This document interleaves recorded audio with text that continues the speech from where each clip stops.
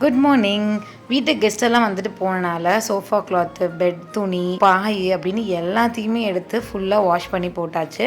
அதுக்கப்புறம் நம்ம சமைக்கிறதுக்கு தேவையான ஜாமான்லாம் கொஞ்சம் எக்ஸ்ட்ரா வாங்கிட்டு வந்து வச்சுருந்தோம். அதெல்லாம் வெளியவே இருந்துச்சு. அதெல்லாம் கபோர்ட்குள்ளே அரேஞ்ச் பண்ணிவிட்டு காலையில் 6 மணிக்கெலாம் துணியெல்லாம் காய வச்சங்காட்டி 10 மணி அப்படிங்கும்போது துணியெல்லாம் நல்லா கம்ப்ளீட்டாக காஞ்சிருச்சு. அதெல்லாம் எடுத்துகிட்டு வந்து அரேஞ்ச் பண்ணிவிட்டேன். சண்டே வந்து கும்பாபிஷேகம் அப்படின்னா நான்வெஜ் எதுவும் செய்யற, அதனால பாப்பாவும் ஹஸ்பண்டும் இன்னைக்கு எனக்கு ஏதாவது செஞ்சு கொடு அப்படின்னு சொல்லி கேட்டிருந்தாங்க. அதனால் கொஞ்சமாக கொத்துக்கறியும் கிரேவிக்கு கறியும் வாங்கிட்டு வந்து குழம்பு தனியாக கொத்துக்கறி தனியாக செஞ்சுட்டேன். கொத்துக்கறி சாப்பாட்டுக்கும் நல்லாயிருக்கும், நைட்டு தோசைக்கு தொட்டுக்கலாம் அப்படிங்கிறனால அந்த மாதிரி செஞ்சுருவேன் எப்பயுமே. 12:30 மணிக்குள்ளே சமைச்சு முடிச்சுட்டு பாப்பா 2 பற்றி நான் பிக்கப் பண்ணுறதுக்கு போயாகணும்.